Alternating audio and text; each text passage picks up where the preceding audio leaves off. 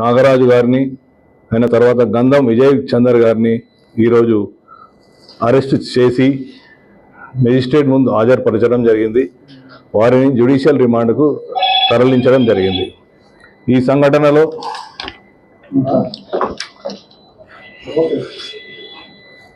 గాయపడ్డ అంటే సఫకేషన్ తోటి గాయపడ్డ శ్రీ తేజ అబ్బాయి ఇప్పుడు హాస్పిటల్లో సూపర్ స్పెషాలిటీ హాస్పిటల్లో అతను చికిత్స పొందుతున్నాడు.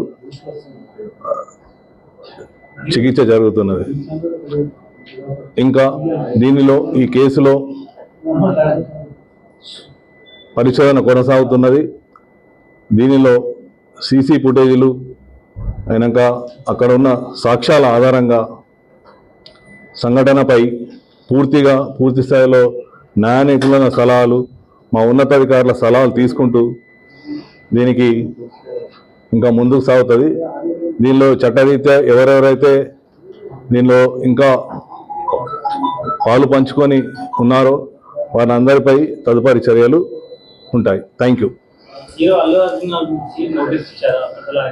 న్యాయ నిపుణులు మరియు మా యొక్క సీనియర్ ఆఫీసర్స్ దాని మీద జరుగుతుంది. చట్టం ముందు అందరూ సమానమే. చట్టం ఎవరికి చుట్టం కాదు. Thank you.